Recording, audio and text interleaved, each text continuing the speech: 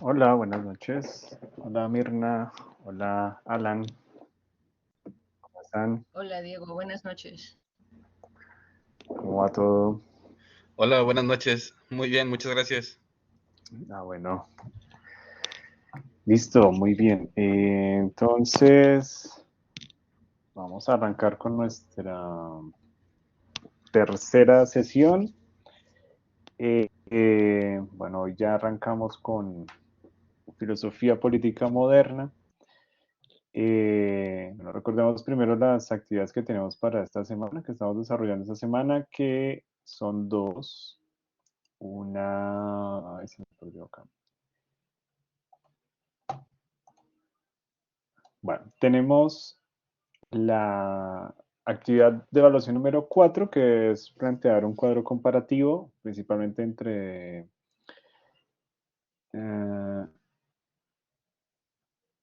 ¿qué se me hizo? Acá está.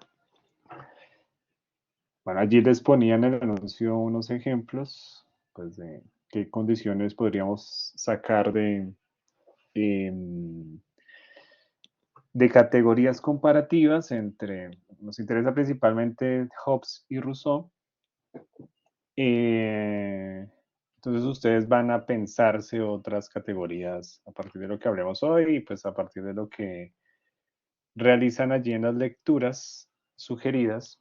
Entonces van a ampliar como esas características que se plantean de comparación. Allí en el anuncio les ponía, bueno, ¿qué entienden por estado de naturaleza? ¿Qué entienden por contrato? Bueno, la idea es que ustedes planteen otros ejes de comparación.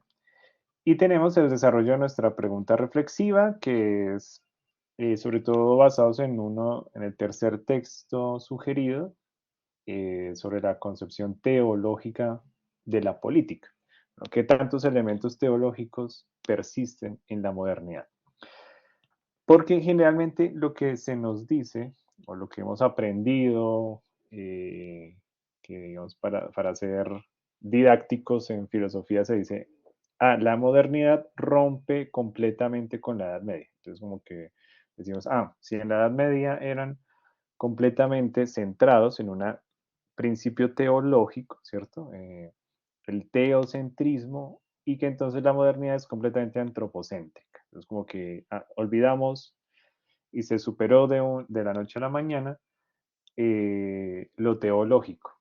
Y bueno, eso no es cierto, ¿no? Entonces, tanto Hobbes como Locke, como Rousseau y muchos otros modernos van a seguir teniendo ciertas concepciones teológicas. ¿Sí? Siempre allí el mito, diría Walter Benjamin, el mito sigue existiendo en la modernidad, sigue existiendo como un principio rector en la modernidad. No es que se pasa completamente, eh, que entonces anochecimos siendo medievales y amanecimos siendo modernos y todo cambió, ¿no? Todos son transiciones, todos se van eh, como si fuera un tejado, ¿no? Que se van tejiendo estos tramados. Es lo que también planteaba el historiador Mark Bloch. La historia no cambia abruptamente, sino que siempre hay coyunturas, estructuras y coyunturas que tienen ciertas continuidades. Y eso ocurre precisamente en el paso de la filosofía medieval, filosofía política medieval, a la filosofía política moderna. No es un cambio así completamente. Bueno, entonces voy a compartir por acá mi pantalla y entramos en materia para hacer la exposición general y luego que tengamos algún tiempito para profundizar como lo hemos hecho hasta el momento, que siempre nos van surgiendo allí preguntas y luego el tiempo no nos alcanza y quedamos iniciados siempre.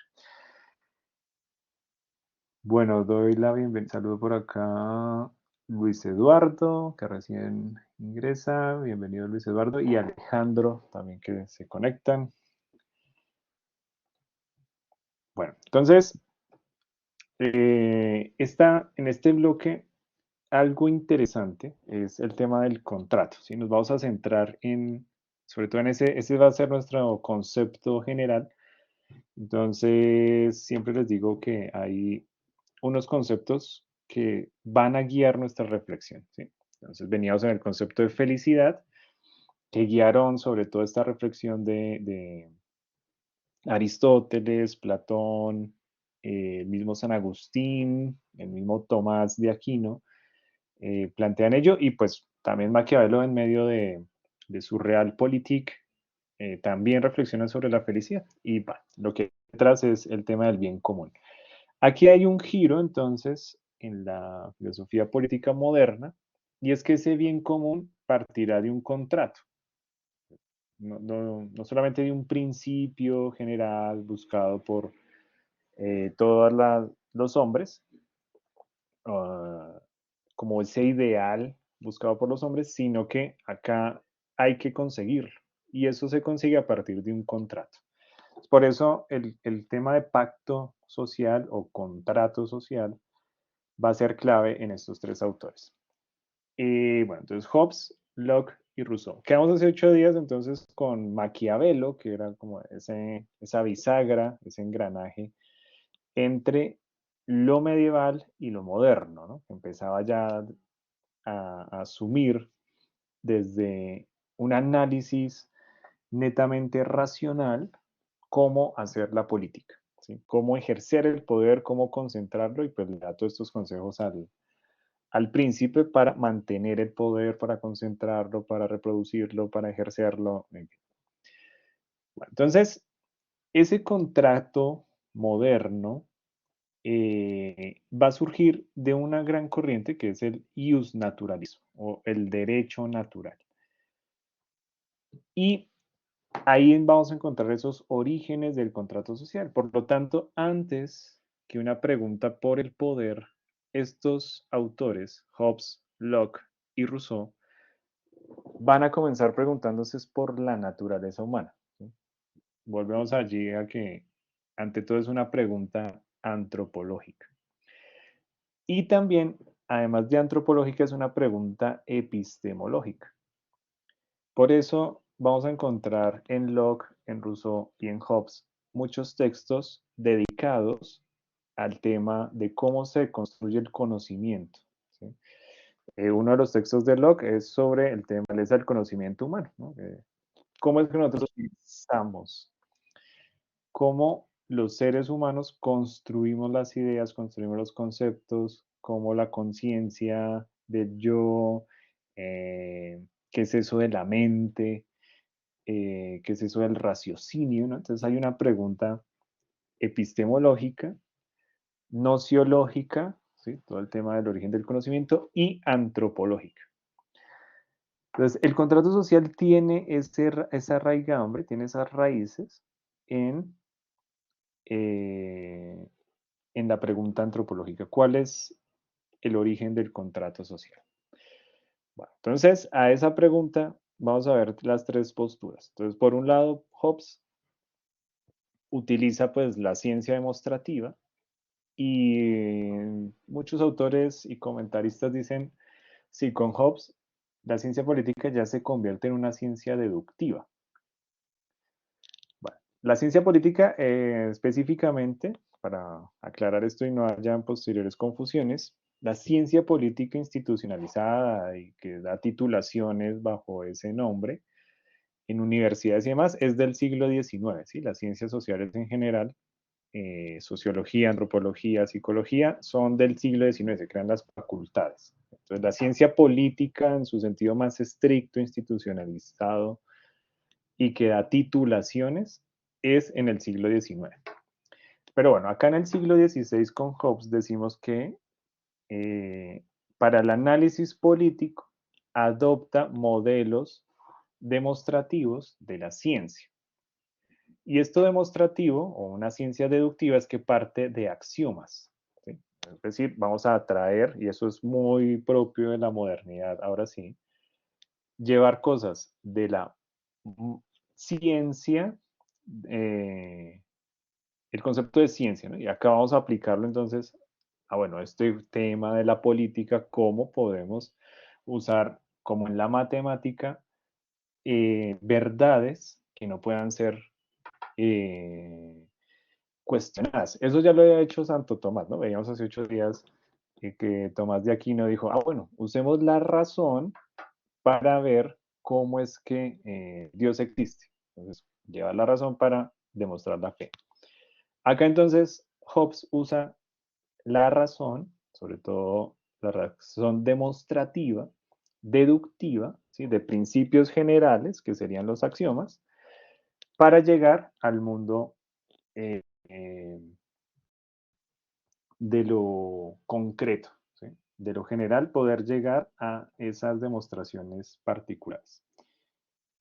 Bueno, quiero que me confirmen. ¿Sí se escucha bien? ¿Se ve bien? ¿Vamos bien? ¿Todo? Todo bien. Gracias, maestro. Listo.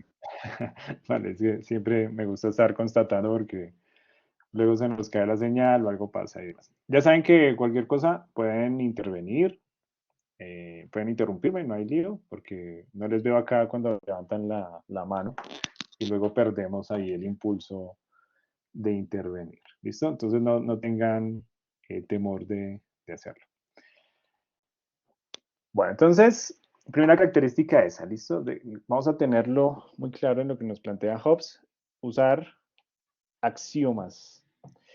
Por eso muchos textos de esta época vamos a encontrar que usan incluso conceptos de la geometría, ¿no? Como la cuadratura de la democracia o el sentido cuádruple de la soberanía, no sé, inventándome nombres, pero vamos a encontrar textos menores de estos autores con esos nombres. Sí, pero ¿cómo esto parece en textos de geometría y resulta que están hablando del gobierno, del poder civil, ¿no? Y usan conceptos geométricos y matemáticos. Bueno, entonces, eso lo adopta muy bien Hobbes. Hobbes, entonces, y acá viene este concepto que es derecho natural. Por eso, ius naturalismo, ¿no? Derecho natural. Los ius naturalistas van a decir, y ahí van a estar sobre todo Locke y Hobbes, son ius naturalistas.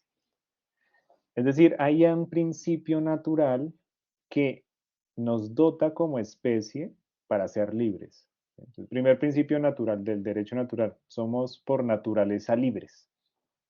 Entonces, y ese principio natural, ese derecho natural, entonces, pues es inalienable. Ahí hay unos ya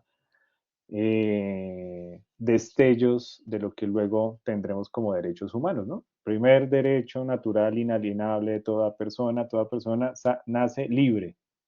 ¿Sí? El derecho a la vida es inalienable, como el derecho a ser libre. En fin. Entonces, eso es, y es naturalista, ¿no? La naturaleza nos dota de ello. Pero esa naturaleza, eso que por naturaleza tenemos, necesitamos luego debido a que tenemos miedo porque otro puede usar su naturaleza de ser libre contra nosotros.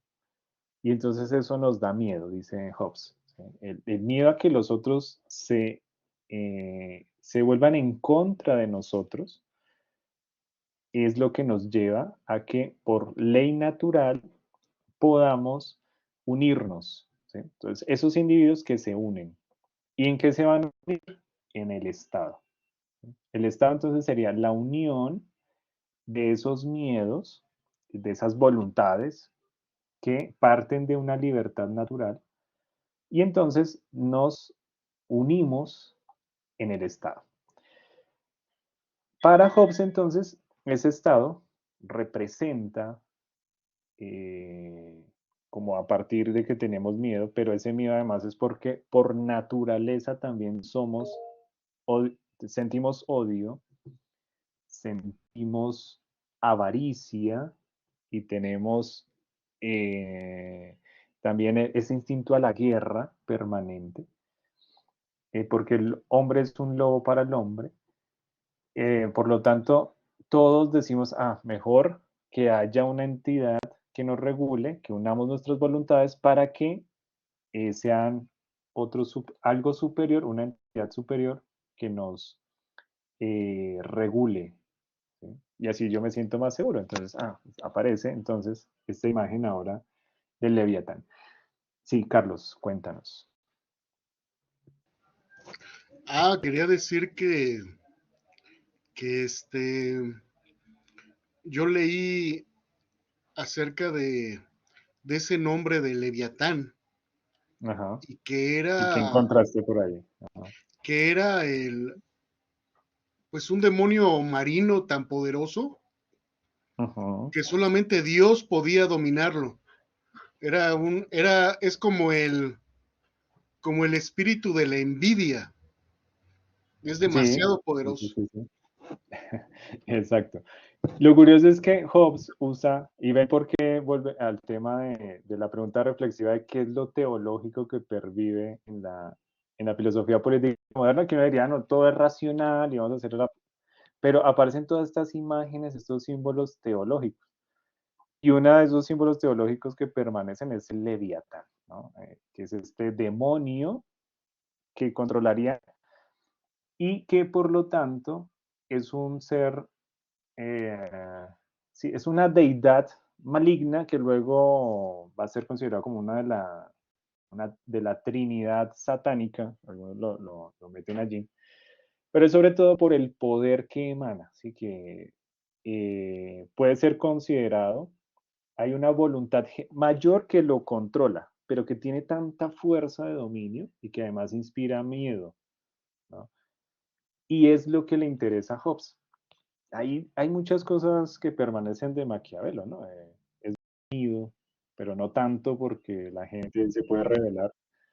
Pero si nosotros tenemos, tiene que infundir respeto, y ese respeto se da con la fuerza, se da con la imposición, y eso tiene que ser una figura como el Leviatán.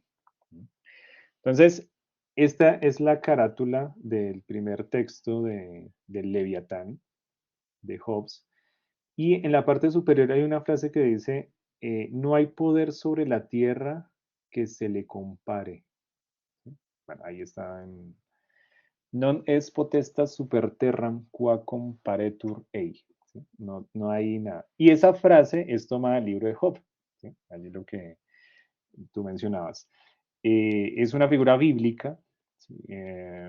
Aparece también en el Génesis y aparece también en el libro de Job principalmente. Pero también aparece en la Torá, tienen su versión hebrea, tiene su versión siria, su versión aramea, ¿sí? Es de estas deidades del mundo de, de la En, Mesopotamia. ¿Sí? Cuenta. en eso consistía la garantía de ser efectivo, ¿no? En que fuera la cosa más Ajá, horrenda y con la mayor cantidad de poder posible para que ningún exacto, hombre o conjunto de estos pudiese pasar por sobre la ley, ¿no? Al final de exacto. cuentas. Ujú. Y como tú Pero, bien señalas, no sí, podemos romper con las cuestiones mitológicas para explicarnos la convivencia humana, ¿no? Seguimos dependiendo de esa idea que al final nos ayuda a resolver de algún modo todo, ¿no? Que es ajá, la divinidad. exacto. Que aparece acá bajo la idea de lo natural y la ciencia naturalista, ¿sí? O este principio de la naturaleza, creeríamos que es, ¿sí? La ciencia moderna surge para estudiar la naturaleza, ¿sí? Sin embargo, en la naturaleza pervive lo mitológico, ¿no? Entonces va a haber un movimiento allí posterior al Renacimiento, que es el panteísmo, es decir, que Dios está en la naturaleza. Estudiamos la naturaleza porque en últimas estamos estudiando lo que Dios creó. Entonces la ciencia es un estudio de Dios por otras vías. El mismo Pascal va a estar por ahí un poco bajo esta idea de Dios está presente en la naturaleza y vamos a que nos revele, la ciencia revelaría las leyes de la naturaleza y por lo tanto el derecho o las leyes que rigen al hombre tiene que ser una ley también dada por la naturaleza. Entonces ahí hay algo bastante interesante que explorar porque hay que esculcar esos principios también naturales, esos principios teológicos en la misma naturaleza. Sí, Mirna, ibas a Disculpe, maestro, una pregunta. mencionar algo más. Sí, una pregunta. Cuéntanos. Trabajar sobre esa línea de pensamiento donde era necesario crear este tipo de bestia para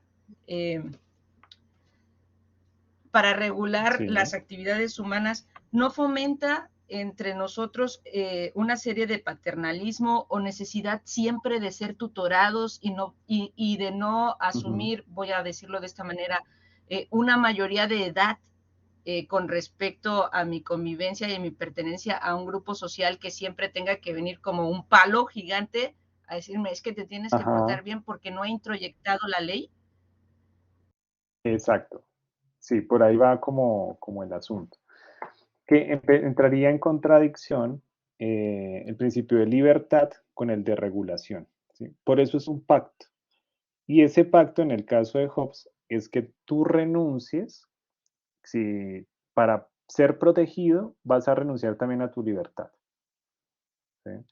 Entonces, que es muy diferente a lo que nos va a plantear Locke. ¿Sí?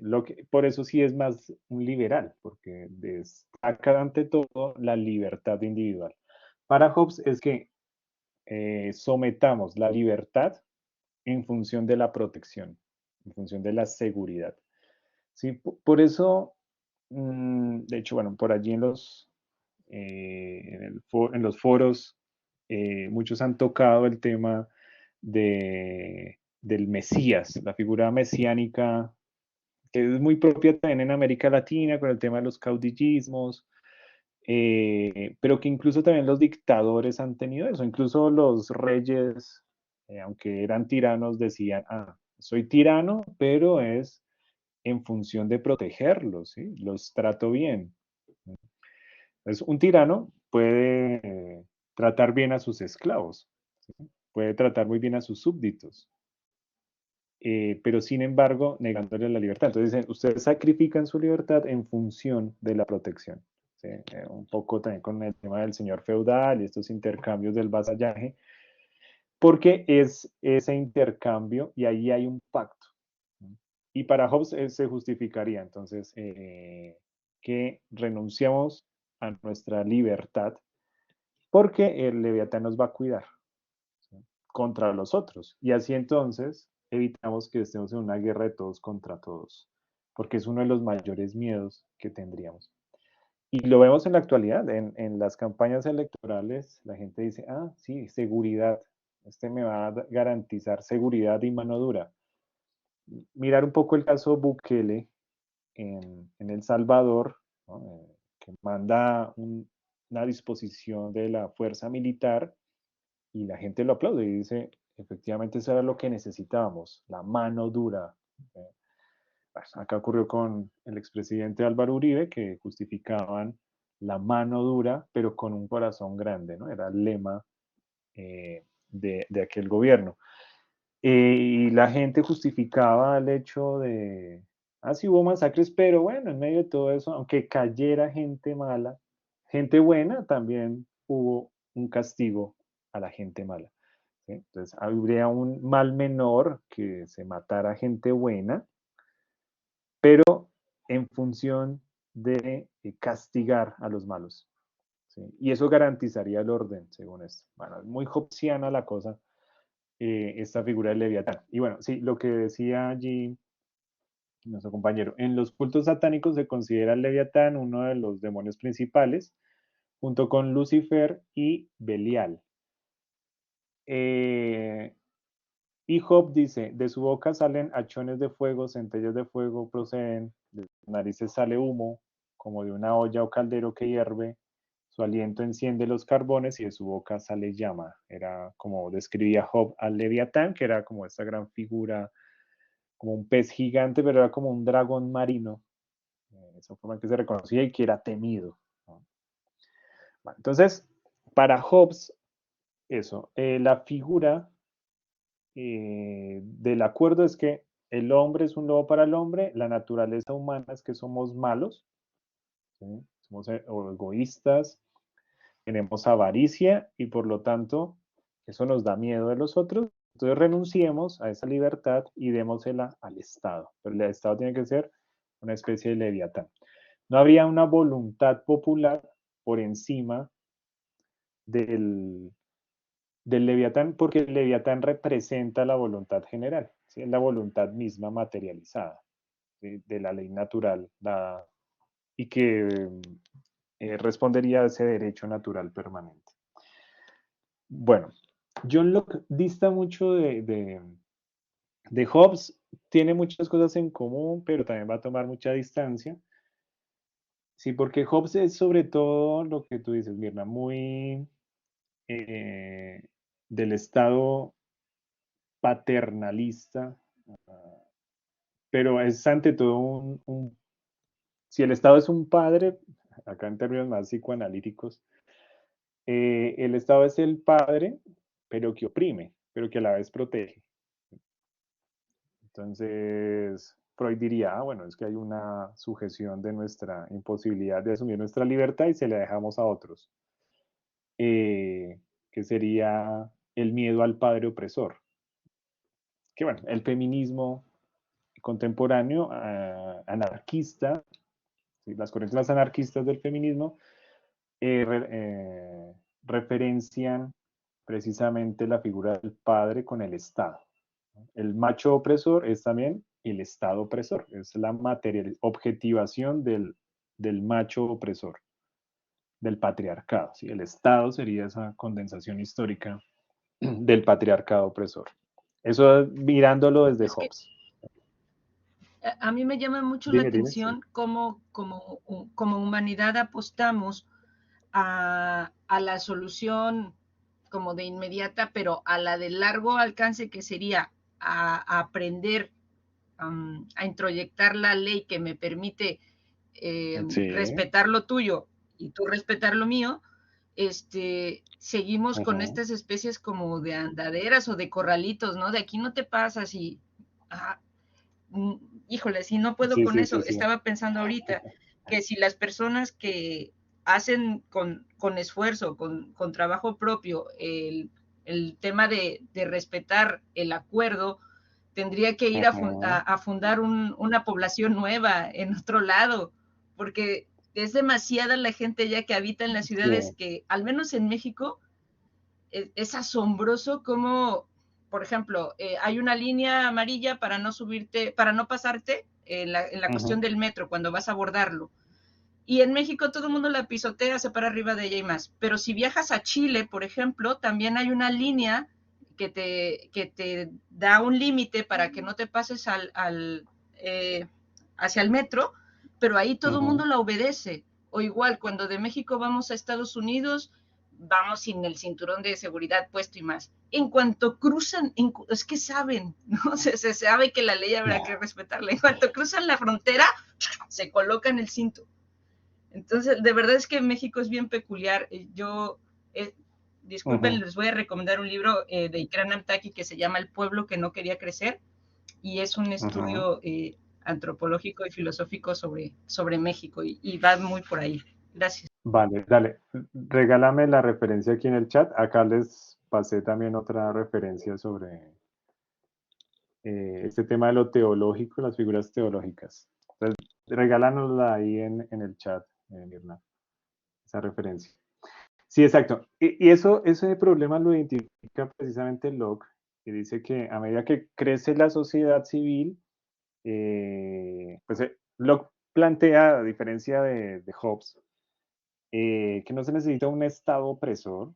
Bueno, sí, vamos a hacer el pacto, pero pues para someternos a algo que nos domine, pues, y que nos someta tanto, pues no tendría sentido, ¿sí? Y que esté desregulado, dice, no, vamos a hacer en sus justas medidas un Estado que representa la voluntad general, pero pues tampoco que se vuelva un tirano contra nosotros, ¿sí? Entonces, la razón de Estado, eh, claro, muchos la justifican y dirían, es que es necesaria una fuerte, hacer cumplir fuertemente las leyes, ¿sí? Entonces, que cuando cruzan la frontera, sí llegan al Leviatán, al Estado opresor completamente, y no a este Estado mucho más libertario, eh, que partiría más de la persuasión y del bien común. ¿sí? O sea, para Locke lo que interesa, a todos tres les interesa, a Hobbes, a Locke y a Rousseau les interesa el bien común, ¿sí? Lo que cambia es como sus vías de cómo conseguirlo. Entonces, para Hobbes es a través de un estado fuerte. Para Locke es más bien a partir de identificar o de interiorizar que si lo que yo hago en función de mi libertad va a ser también en función de la libertad del otro. Y respetar la libertad del otro es también, en últimas, a la larga, respetar mi propia libertad.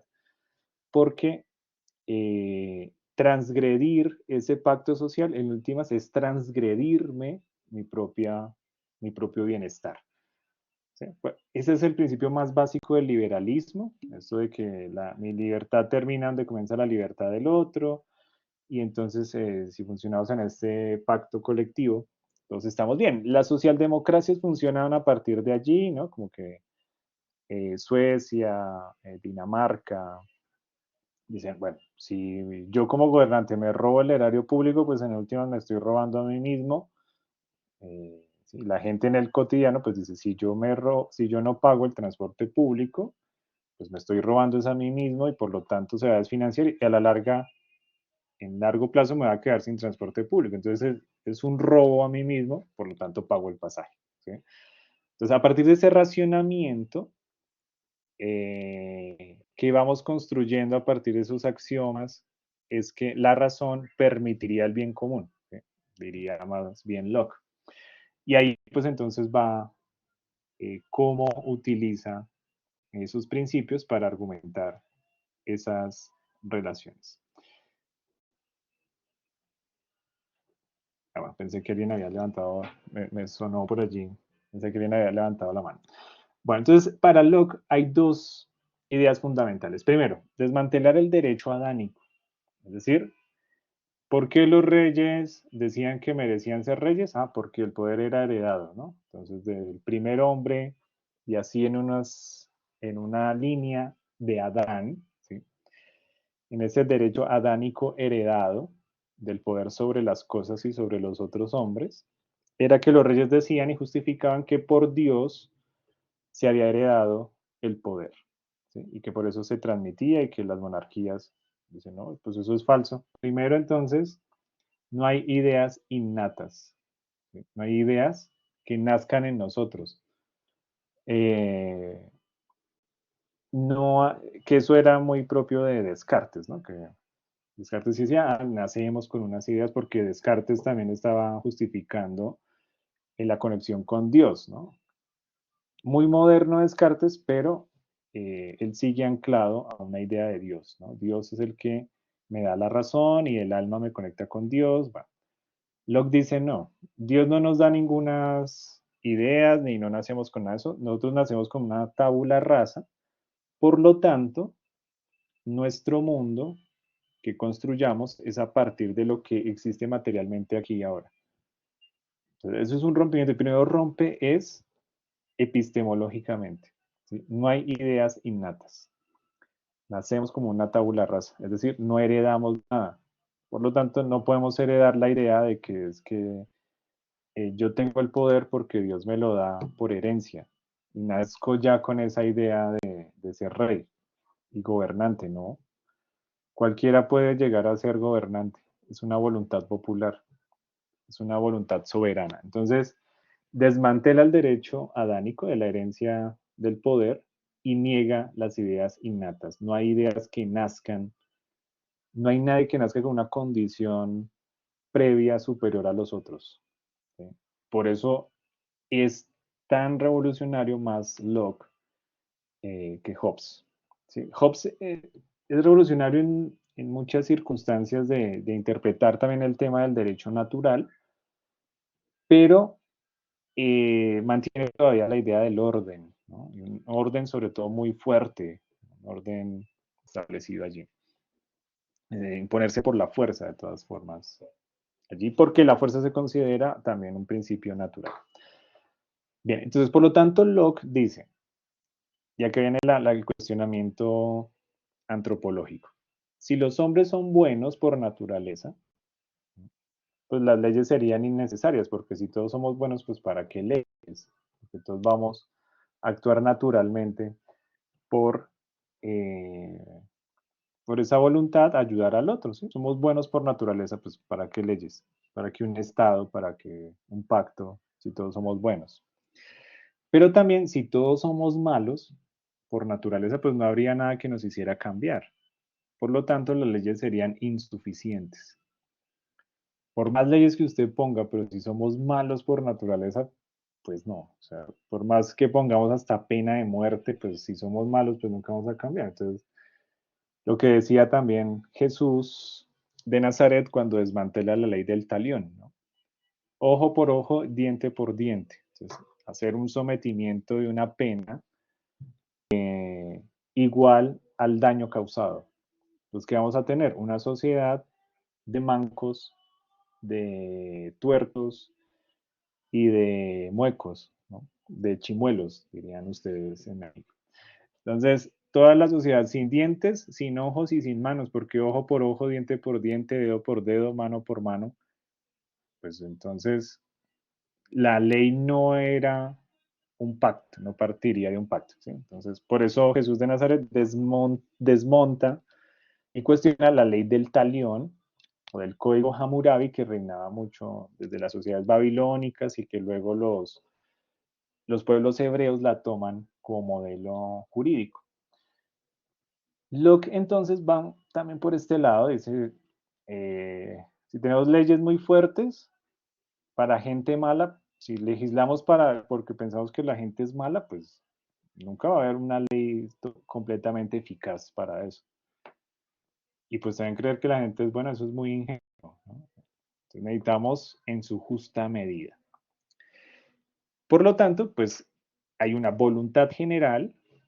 Ese pacto social tiene que ser que respete la libertad, respete la vida y respete la propiedad privada. Y acá viene este otro concepto muy de la modernidad, que es el tema de la propiedad. Y que lo vamos a tener en las siguientes sesiones. Este es un concepto fundamental para la filosofía política y social, ¿no? Con la propiedad privada surge la desigualdad, nos dice Rousseau.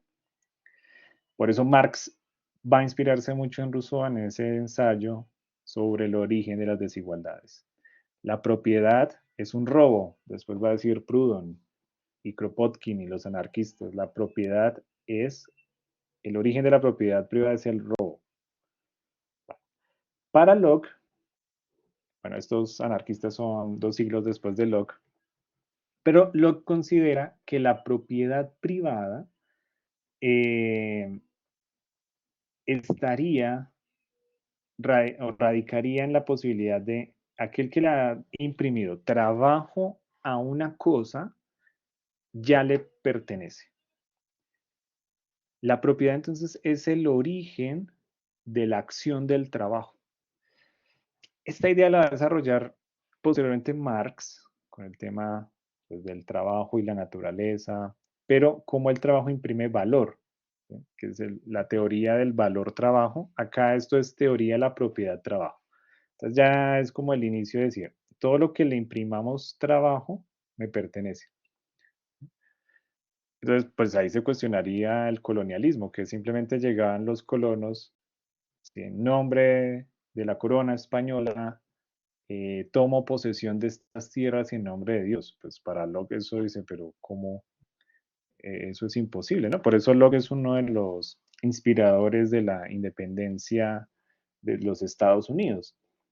Dice, ¿cómo así que el rey de Inglaterra, la reina de Inglaterra, el rey de Inglaterra, la monarquía inglesa, viene y toma posesión cuando no ha trabajado por nada, ¿no? Solo sacar y expropiar trabajo, explotar trabajo, pero nunca le imprimen trabajo, que era el gran problema para las colonias también de América Latina con la corona española, era, pero ¿cómo que este rey, para justificar sus guerras allá contra Napoleón, pues nos pide y nos pide cosas y recursos y aumenta los impuestos, pero no trabaja por las tierras? O sea, en últimas no era que estuvieran en desacuerdo por pertenecer a España y demás, sino porque pues le estaban explotando trabajo. Entonces, acá en Colombia, por ejemplo, el lema de una gran parte de los que se independizaron era abajo el rey, viva el rey, perdón, viva el rey, lo que estaban en desacuerdo era el mal gobierno, viva el rey, abajo el mal gobierno. Si ponían un nuevo rey, pero que pusiera trabajo y ordenara, no estaban en desacuerdo con el rey, ¿sí? Con la monarquía. Lo que estaban en desacuerdo era con el tema de los impuestos. Lo mismo gran parte ocurre con la independencia de Estados Unidos, ¿no? El aumento de los impuestos al TEI, bueno, y que ahí se desata todo el asunto. Bueno, otros sectores más radicales que se dicen la autonomía y el tema del derecho natural a ser libres de todo pueblo soberano, ¿sí? Mucho más radicales, que es lo que luego va a llevar a las guerras civiles internas en América Latina, porque unos serán pro, sí independencia, pero seguir siendo parte del rey. Bueno, en México después dicen, no, pero es que nosotros queremos seguir teniendo un rey, traigamos entonces un rey francés, toda la cosa, y bueno, ahí viene este asunto. Acá en Colombia, entonces, unos no, mejor sí el rey, pero otros no, completamente rey no. Pues ahí vienen las guerras civiles de federales y centralistas, y bueno, de unos republicanos y otros pro monarquía. Bueno, entonces ahí está, en últimas, es este principio de Locke. ¿Sí? Todo está, tomar estos datos históricos y estas situaciones latinoamericanas para ver el tema de Locke, ¿no? La tierra para el que la trabaja. Sería, eso es un principio muy del liberalismo. ¿Sí? La tierra es de quien la trabaja, no solamente el que le pone una cerca, porque si no le está poniendo trabajo, pues no. Por eso los gobiernos progresistas en América Latina dicen, ah, vamos a poner a producir la tierra, porque solo las clases rentistas, que porque tienen cercada una tierra, quieren cobrar renta, ¿no? La tierra para quien la trabaja. Eso es Locke. ¿Sí? Eso es John Locke, siglo XVII, ya había planteado eso. O sea, eso no es solamente comunismo del siglo XIX, del siglo XX, eso es liberalismo en su sentido más estricto, ¿no? Liberalismo clásico. Dejar hacer, dejar pasar. Si dejamos hacer, ¿sí? Dejar producir, dejar comerciar, dejar pasar, es lo que permite imprimirle trabajo a las cosas. Entonces, la tierra sería del campesino que la trabaja, no del que tomó posesión y encerró y ya no la produce. Bueno, ahí hay algo muy interesante en Locke para retomarlo y analizar el tema de las reformas agrarias en América Latina, las reformas contemporáneas. ¿Sí? Una lectura desde Locke, eso sería muy interesante retomarlo bajo los gobiernos progresistas contemporáneos, ¿no? Lo que irá a hacer Lula en Brasil, lo que será la reforma agraria que ya empezó a marchar acá en Colombia con Gustavo Petro.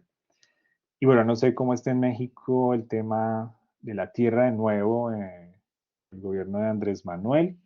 Ahí pues eso sería supremamente interesante retomarlo.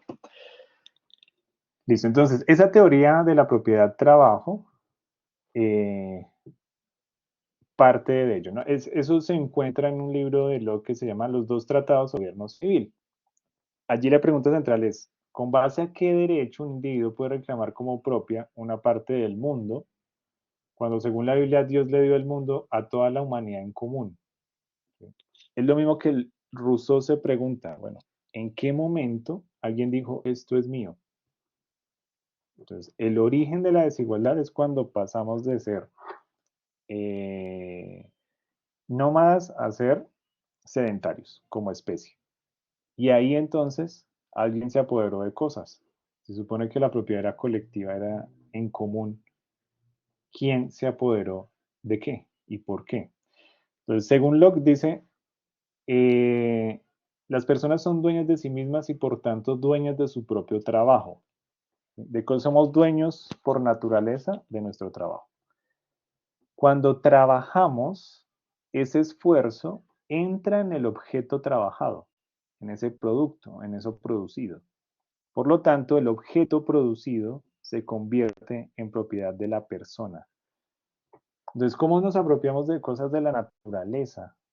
¿Qué trabajo le damos o le transmitimos al objeto para podernos apropiar de él. Entonces, nos apropiamos de la naturaleza a través del trabajo. ¿Qué trabajo hemos hecho para apoderarnos de algo? ¿Sí? Y si dejamos de trabajar algo, por lo tanto, quien lo trabaje puede apoderarse de ese objeto.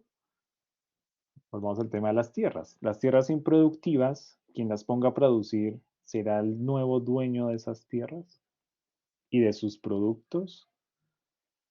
¿O quien trabaja y luego el que se apodera de lo trabajado? ¿Sí? Principio de explotación de la plusvalía, ¿no? Que es el tiempo no pago al trabajador. Es decir, quedarse con el gran parte de su producto de esa mercancía. Por eso Marx decía que había fetichización y alienación de la mercancía, porque el otro se apoderaba de lo trabajado. El dueño de los medios de producción se quedaba con el trabajo de los otros. Quien produce riqueza, bueno, quien se queda con la riqueza no es el que la ha producido, que son los principios de la desigualdad en el mundo contemporáneo y demás. Bien, esa pregunta entonces por la propiedad, Rousseau pues vuelve y dice, bueno, sí, señor Locke, está muy bien que con el trabajo se apodera de las cosas, pero es que resulta que hay unas desigualdades de fuerza que hacen que unos se puedan apropiar y otros no.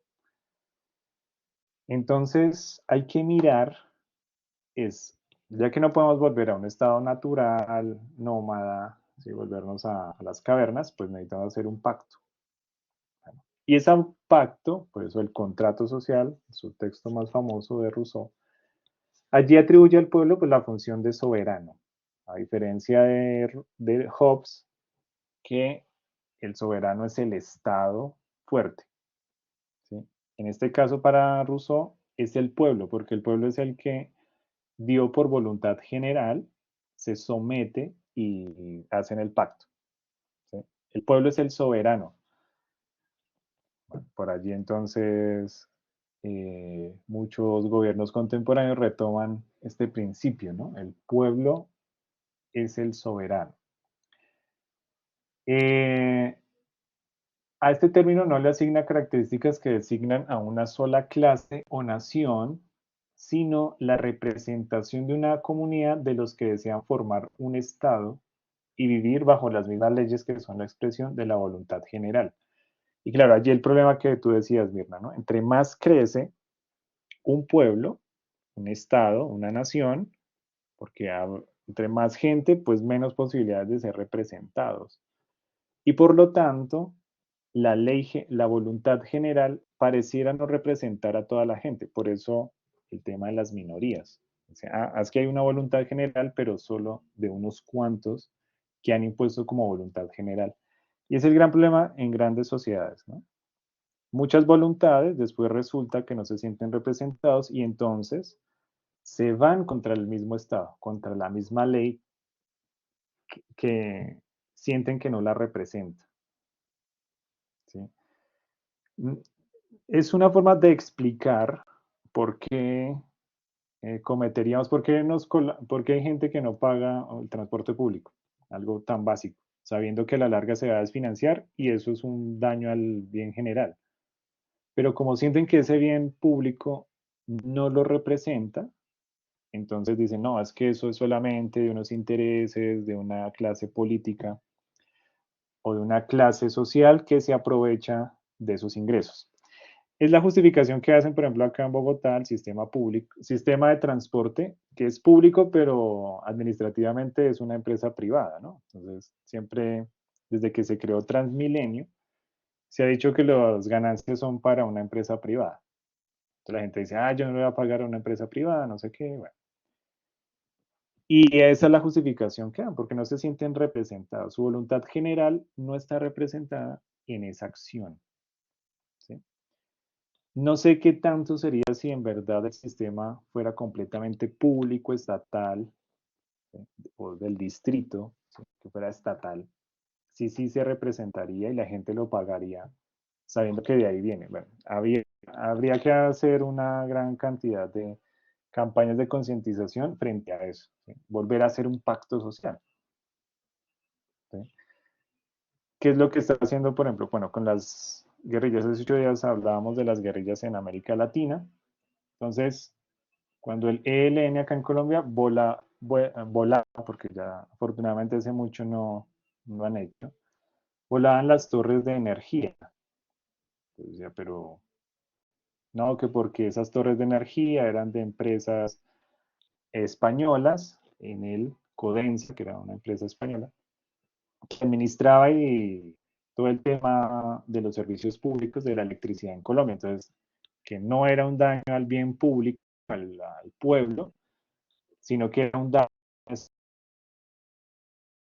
sacaba y explotaba los recursos de Colombia.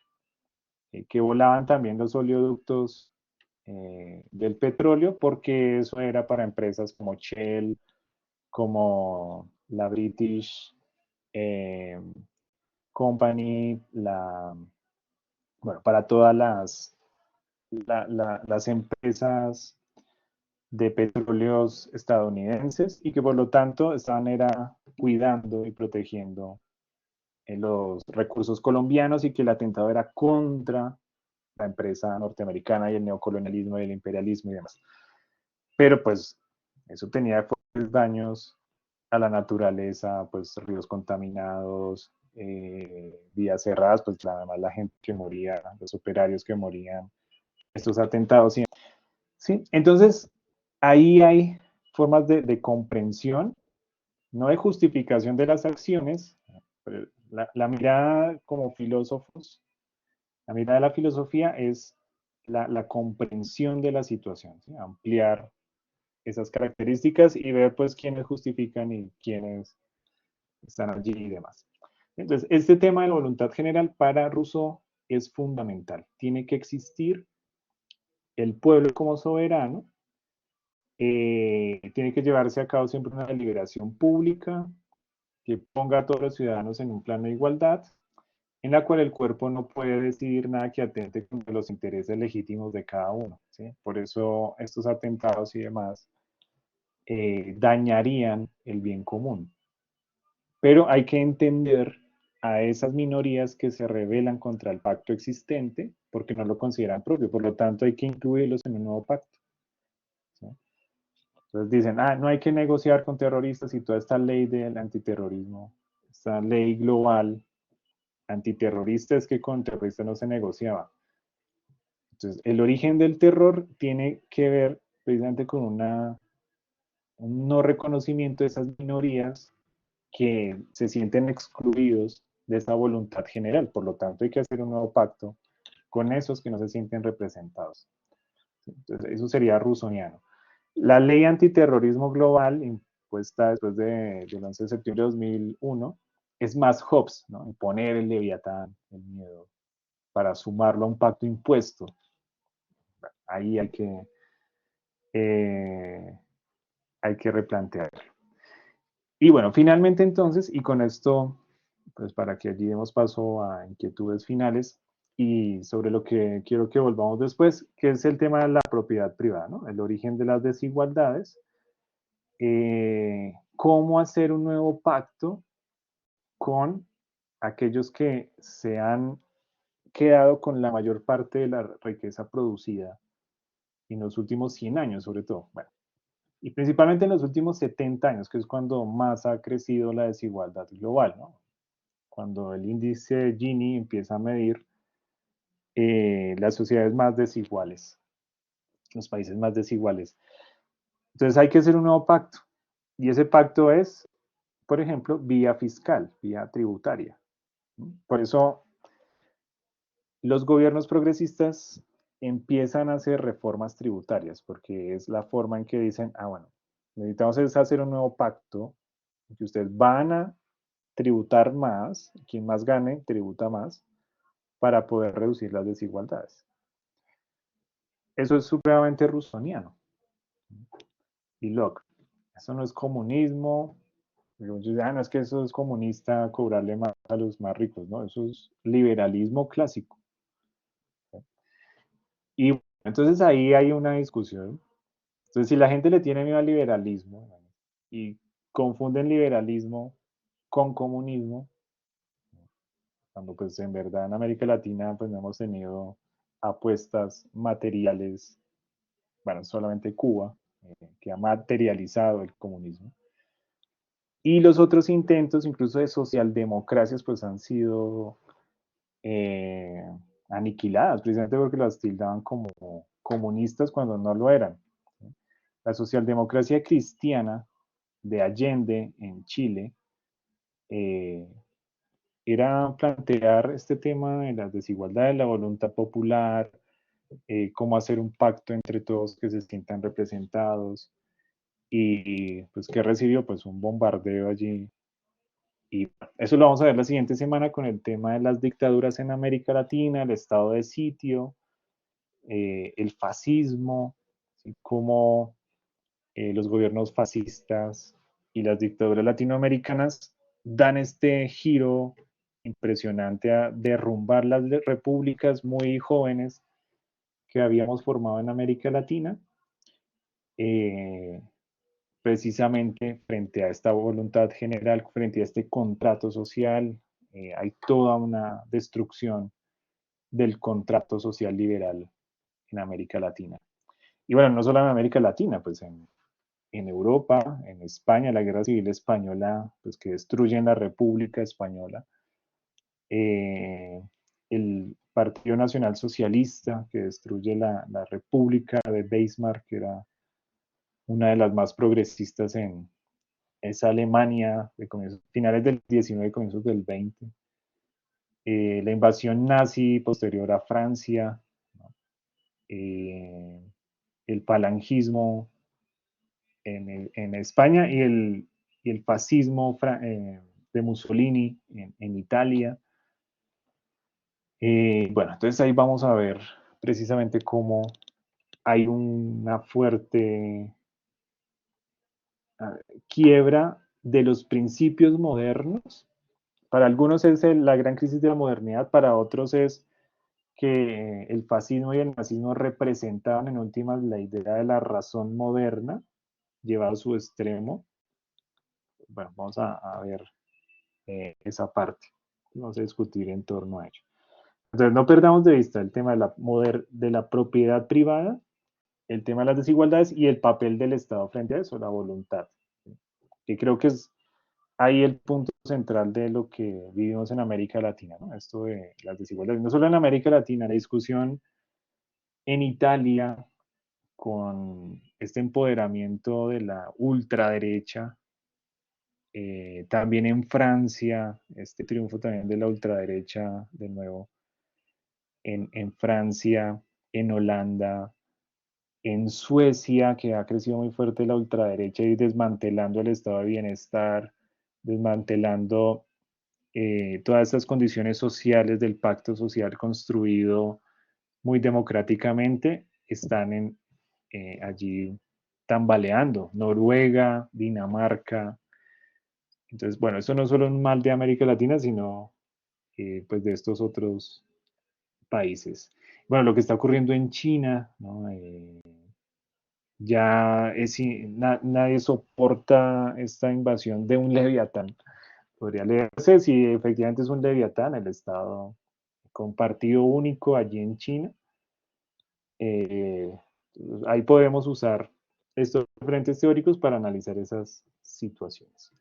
Listo, no sé, ¿alguien había levantado por allí la manita que me ha sonado? Bueno, ¿qué otras cosas?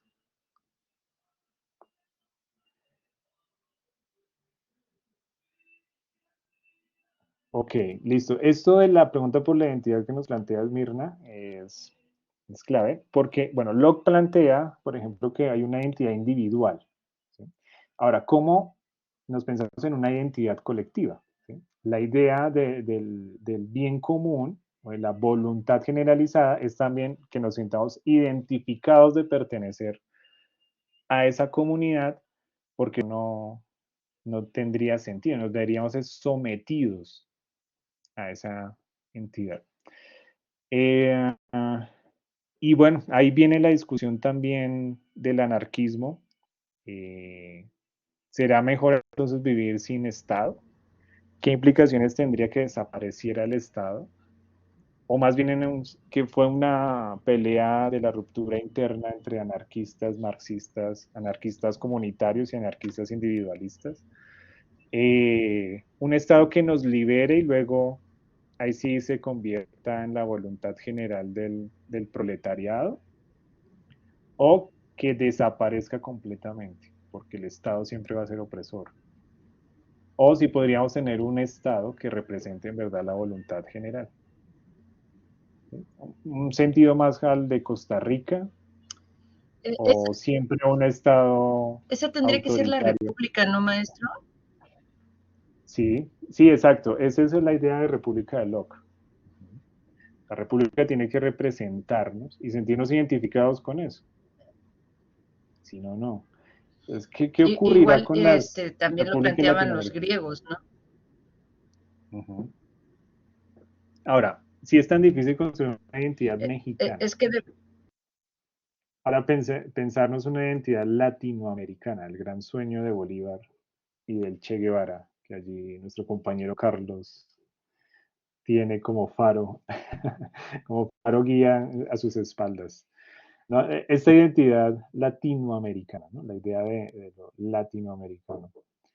Y si podría existir, que hay muchas propuestas actuales con Boric y con Petro y el mismo Andrés Manuel que dicen, tengamos una sola moneda para América Latina, por ejemplo, ¿sí? Una zona euro, pero a la latinoamericana.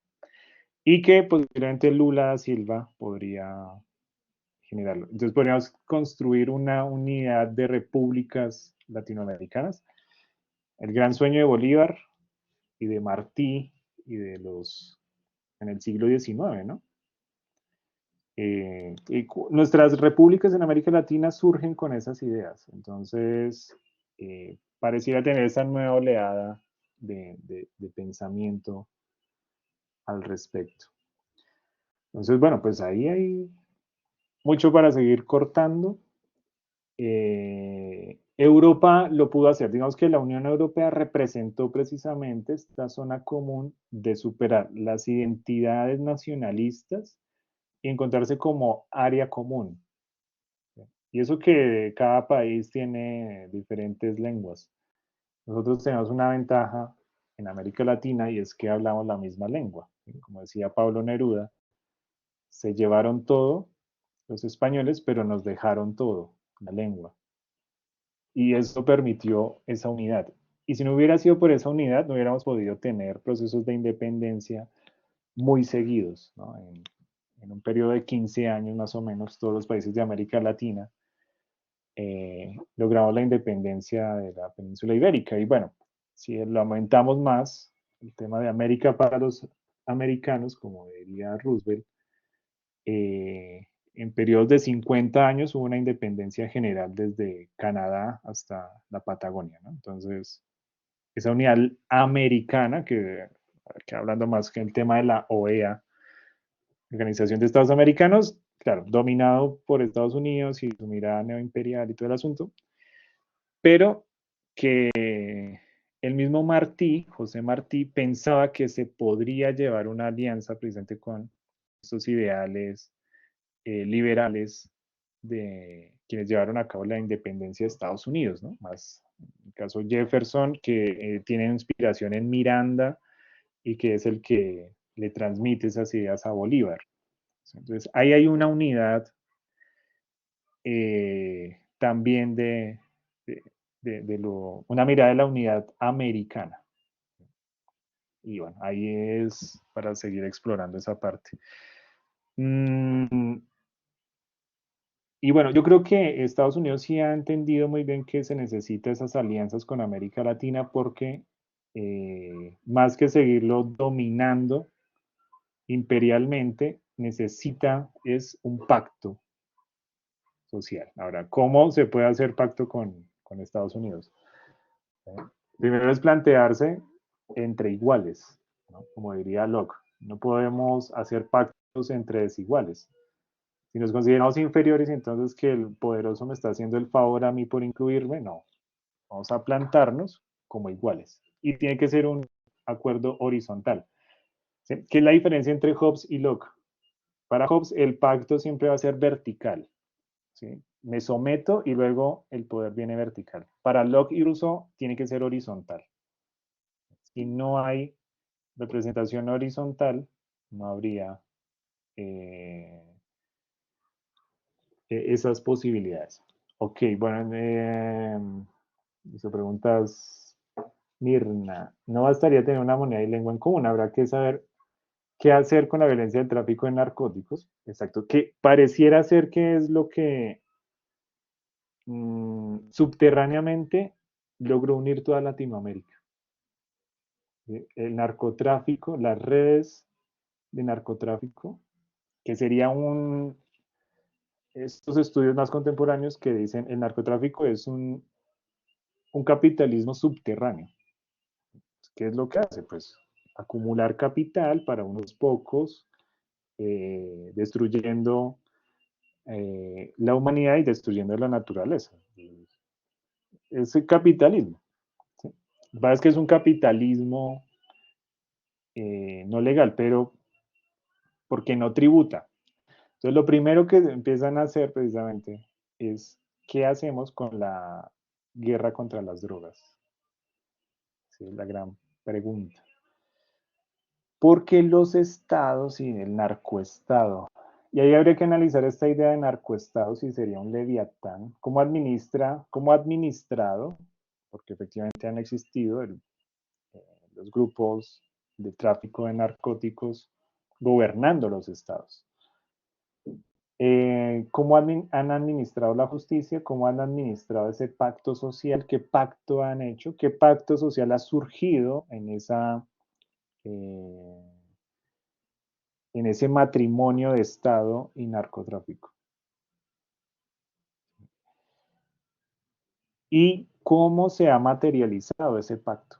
Yo sí creo que hay unos pactos sociales muy claros. Sí, claro, no son oficiales como una constitución, pero sí en la práctica. Eh, y lo que no ha funcionado es la guerra, eh, la declaración de la guerra de frente con estos grupos de narcotráfico. Además que a Estados Unidos, la guerra contra el narcotráfico, lo que le interesa es la tributación. ¿Sí? O sea, que es un capitalismo que no tributa, que no da réditos y que no tiene una política fiscal. Y esa persecución es lo que permitiría pues, las otras redes siempre. Entonces, ¿qué ocurriría si empezamos a legalizar este tráfico, igual que ocurre con la legalización del licor o la legalización de las apuestas, ese tipo de cosas? Si es solamente un problema de tributación o si cómo hacer el pacto también con ellos. ¿Sí? Entonces, pensar desde el pacto social, ¿se puede negociar con los grupos de tráfico de narcóticos de las redes transnacionales? Que es un problema transnacional, o sea, esto ya no es solo un problema en México, es un problema global. Y bueno, eso también nos ha unido más a México y a Colombia, desafortunadamente, pero bueno, tenemos más vínculos que esos. Eh, pero pues ahí sí hay unas redes que hay que ver. Sí, eso está supremamente interesante. Esa parte me parece que ahí, bueno, ahí nos surgieron muchísimos temas para analizar. Eh, y bueno, pues esa es la intención, ¿no? Hacer esos puentes me parece maravilloso, como traer esos autores del siglo XVII, XVI, y para hacer lecturas de esos contextos actuales. Eso es lo más fascinante que me parece y que creo debe ser la función de estos encuentros y de las lecturas y demás, ¿no? No leer autores por autores y, como diría Alain Badiou, como armar un cementerio ahí de autores y eso no, sino precisamente traer ese pensamiento para, analizar estos contextos actuales. Bueno, muy bien, ustedes siempre me dejan pensando muchas cosas y me desatan ahí una serie de ideas frente a esos autores que vamos viendo. Entonces, bueno, no sé si haya algo más que comentar, algo que surja por ahí, otras cosas que se les ocurran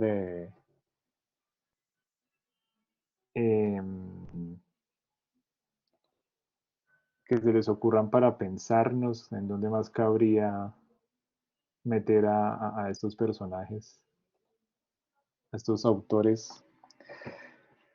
Bueno, nos queda por pensar el tema del narcotráfico, el tema de la integración latinoamericana, el tema de la propiedad privada. Podemos allí vincularlo también con temas del anarquismo, ¿sí? Poner a dialogar a Locke y a Rousseau con los anarquistas, el tema del Estado. Y bueno, esto después se nos va a ampliar la mirada con Marx. Para la siguiente semana tenemos algunos textos de Marx, la dialéctica de la ilustración, y que podamos ver lo que les decía, esos efectos de las dictaduras en América Latina, ¿no? Cómo se viene abajo el pacto social, se destruye y se da este giro traumático. Y bueno, no son las dictaduras, sino las democraduras, como llamaba Eduardo Galeano, ¿no? Democracias pintadas de dictaduras. Bueno, dictaduras pintadas de democracia, o dictablandas y democraduras, ¿no? Sí, cambio de poder, pero de los mismos, o como dirían de México, la Un dictadura ejemplo de perfecta. ello es cuando, La dictadura perfecta del perdón, PRI, ¿no? un ejemplo de ello es cuando las cámaras de diputados y de senadores, en el caso de cómo está organizado México, pertenecen a un mismo partido, ¿no? Sí, Luchamos exacto. por 70 años para quitar eso y ahorita lo tenemos, pero calcado. Sí. Cámara de Diputados y Senadores perteneciente al mismo partido del presidente y 20 estados de la República gobernados por el mismo partido. O sea, calcamos, ajá, no cambió nada. Exacto. Entonces, cuando se rompe la o una supuesta alternancia del poder, pero siguen estando. Bueno, sí, la dictadura perfecta, decía Vargas Llosa, de ese gobierno del PRI durante tanto tiempo, ¿no? Y bueno, eso ocurre en muchos países de América Latina. Bueno, entonces, pues siempre es un gusto compartir con ustedes estos espacios. Allí pues a terminar de realizar las lecturas, participar en lo que tenemos para esta semana, ampliar esos debates allí, la pregunta reflexiva y el cuadro comparativo. Entonces ahí ya van a tener más elementos para que comparar.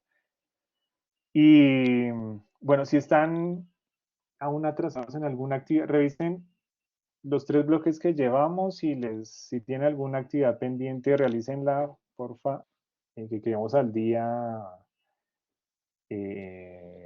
pues para que ya cuando regresemos del periodo vacacional estemos muy al día y que el cierre de la quinta semana no tenga contratiempos, ¿listo? Entonces, sé que lo acelerado de semana tras semana y algunas actividades, pero pónganse al día en las que no hay lío, ¿listo? Si de pronto les falta participar en algún foro, hacer algunas réplicas, revisen eso ahí estos días, ¿vale? Bueno, un gusto, que estén muy bien, Alejandro, Luis, Mirna y Alan. Bueno, Carlos ya se nos fue. Feliz resto de noche, feliz resto de semana. Que sigan disfrutando. Bueno, allí en México ya arrancará la maratón Guadalupe Reyes. Entonces, bueno, felicidades, que estén muy bien. Chao, chao.